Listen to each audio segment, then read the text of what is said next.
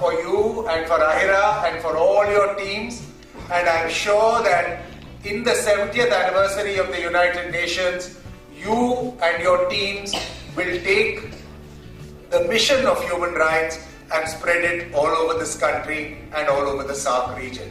Congratulations, बहुत बधाई UN की तरफ से इस पूरे सदस्य को बहुत बधाई। All India human rights association 1987 में उस वक्त बनी थी जब मैं एक छात्र था, एक स्टूडेंट था और ज्ञानी जय सिंह प्रेसिडेंट ऑफ इंडिया हुआ करते थे।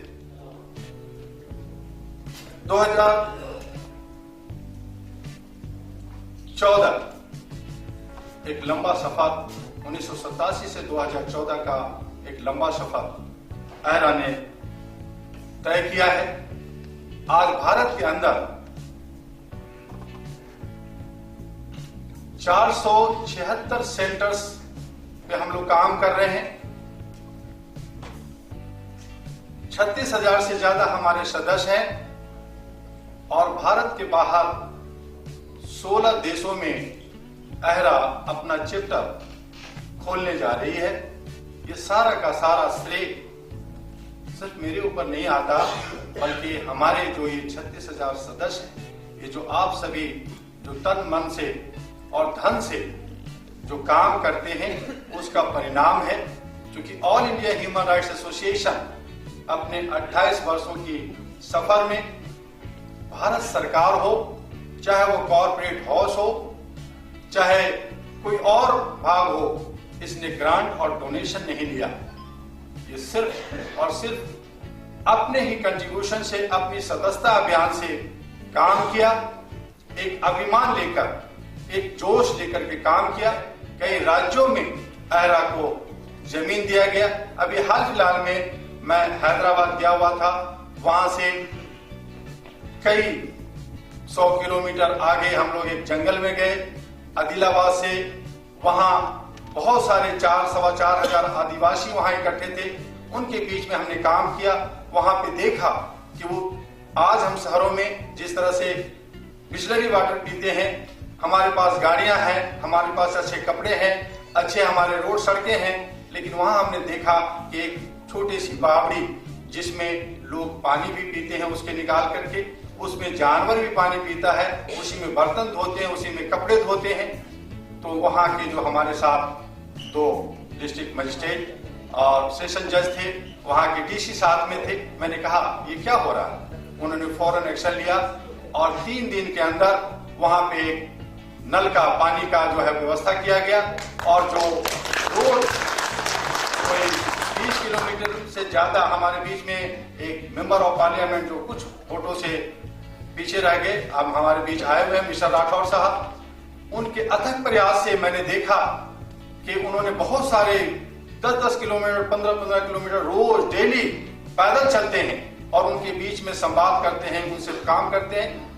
उनके प्रयास से वहां के डीसी, वहां के जो सेशन जज थे, उन्होंने सारा लोग मिल करके उस रोड का किया और उन्होंने वादा किया है कि 6 महीने के अंदर ये आदिलाबाद के हाईवे से उस कांतिपुर पूरा के विलेज तक रोड बन जाएगा।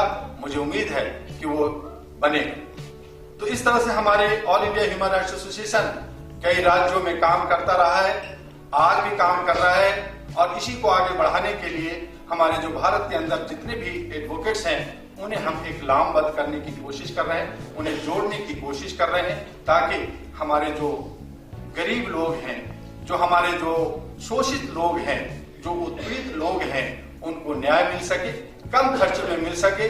उसके लिए हमने अहरा एडवोकेट एसोसिएट का आज शुभारंभ करना है, उस पर आज शुरुआत करना है और उस पर पूरे भारत के अंदर काम करेंगे।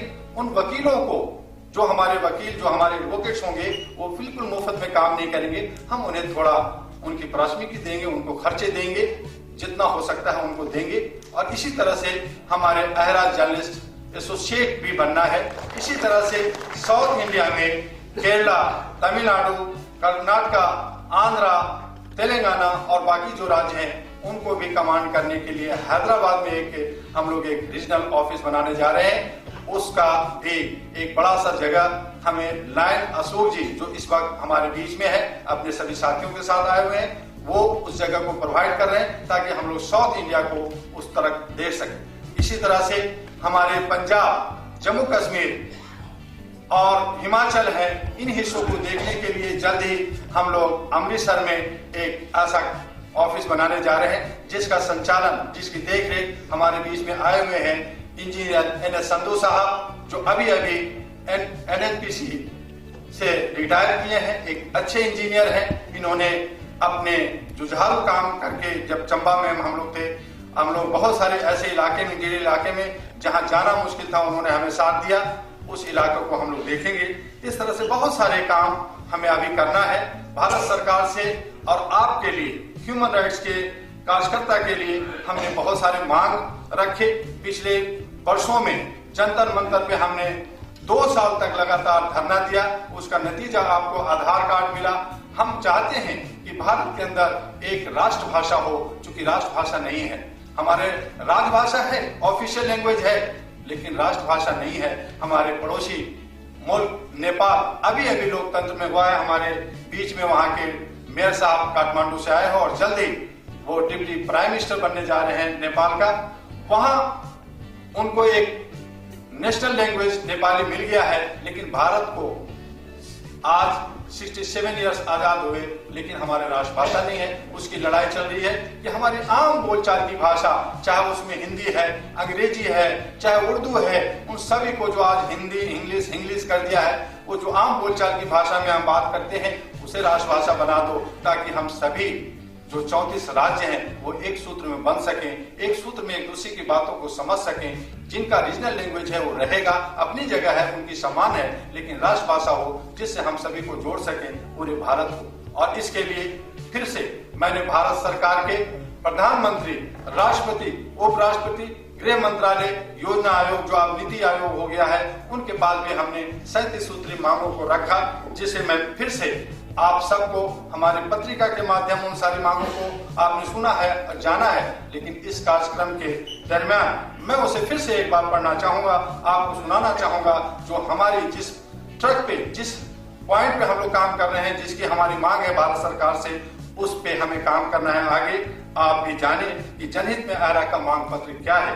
नंबर 1, मानवाधिकार के प्रति जागरूकता व उसकी हर संभव रक्षा हो। संविधान में वर्णित मौलिक अधिकारों, यूनाइटेड नेशन यूनिवर्सल डिक्लेरेशन का सम्मान हो। तीसरा, समाज सुधार को, मानवाधिकार कार्यकर्ताओं को पूरा सम्मान मिले।